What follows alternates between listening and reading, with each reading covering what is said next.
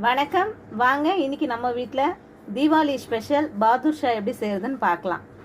2 table spoon நெய் போட்டிருக்கேன் பவுலில். 1 ஸ்பூன் சர்க்கரை, கொஞ்சமாக பேக்கிங் சோடா, இதெல்லாம் இப்போ மிக்ஸ் பண்ணிக்கலாம். நல்லா 1 கப் மைதா மாவு சேர்த்துக்கலாம். இப்போ இதெல்லாம் சேர்த்து ஒன்றா நம்ம பிசைஞ்சிக்கலாம். இப்போ இந்த மாதிரி கன்சிஸ்டன்சிக்கு நம்ம மாவை நெய்யோடு சேர்த்து மிக்ஸ் பண்ணிக்கணும். இப்படி பிடிச்சா நிற்கணும், இப்படி உடச்சா உதிரணும். இப்போ கொஞ்சம் கொஞ்சமாக தண்ணி சேர்த்து இதை பிசைஞ்சிக்கலாம். நல்லா ஒரு சப்பாத்தி மாவு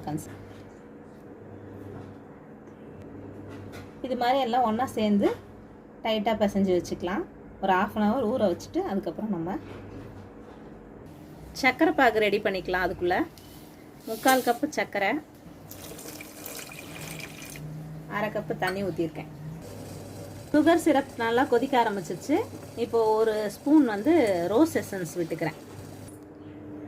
இப்போ மாவு எடுத்து ஒரு ரவுண்ட் ஷேப் பண்ணிவிட்டு இந்த நடுவில் ஒரு ப்ரெஸ் பண்ணிக்கலாம். ஷேப் பண்ணி வச்சுக்கலாம். இதெல்லாம் எண்ணெயில் போட்டு இப்போ பொரிக்க போகிறோம்.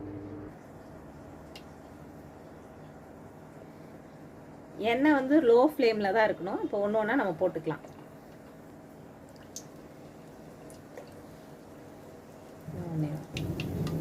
ஸ்லோ ஃப்ளேம்லேயே நல்லா 2 பக்கமும் டார்க் ப்ரௌன் ஆகிற வரைக்கும் நம்ம வேக வச்சுக்கலாம்.